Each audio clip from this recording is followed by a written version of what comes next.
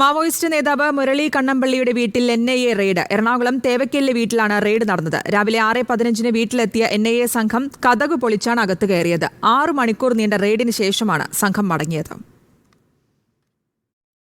ഹൈദരാബാദിൽ അറസ്റ്റിലായ മാവോയിസ്റ്റ് നേതാവ് സഞ്ജയ് ദീപക്റാവുമായി ബന്ധപ്പെട്ട കേസിലാണ് മുരളി കണ്ണമ്പള്ളിയുടെ തേവയ്ക്കലിലെ വീട്ടിൽ റെയ്ഡ് നടത്തിയത്. രാവിലെ 6:15 NIA സംഘം വീടിന്റെ പിൻവശത്തെ കതക് പൊളിച്ചാണ് അകത്ത് കയറിയത്. ഉച്ചയ്ക്ക് 12:30യോടെയാണ് NIA സംഘം മടങ്ങിയത്. ഇത് ജനാധിപത്യ ധ്വംസനമാണെന്നും അടിസ്ഥാനരഹിതമായ കേസിന്റെ പേരിലാണ് അന്വേഷണം നടന്നതെന്നും മുരളി കണ്ണമ്പള്ളി പ്രതികരിച്ചു. അപ്പോൾ ഇവിടെ നടന്നുകൊണ്ടിരിക്കുന്ന ജനാധിപത്യ ധ്വംസനത്തിന്റെ ഒരു മുഖമാണ് ഇപ്പോൾ കണ്ടത്. ഇങ്ങനെ ഒരു റെയ്ഡിന്റെയോ അന്വേഷണത്തിന്റെയോ ഒരു ആവശ്യം, കേസ് തന്നെ കള്ളക്കേസാണ്, ഇറ്റ്സ് എ ബേസ്ലെസ് കേസ്.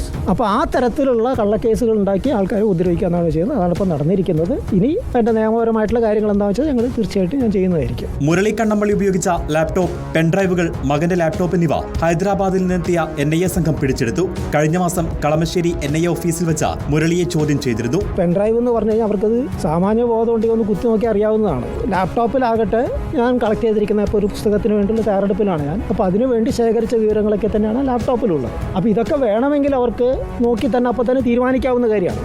2015 രാജ്യദ്രോഹ കുറ്റം ചുമത്തി മഹാരാഷ്ട്ര ഭീകരവിരുദ്ധ സ്ക്വാഡ് മുരളിയെ അറസ്റ്റ് ചെയ്തിരുന്നു. 4 വർഷത്തെ തടവിന് ശേഷം 2019 മുരളി മോചിതനായത്. കടുത്ത ഹൃദ്രോഗിയായ മുരളി ഇപ്പോൾ വീട്ടിൽ വിശ്രമത്തിലാണ്. റിപ്പോർട്ടർ, കൊച്ചി.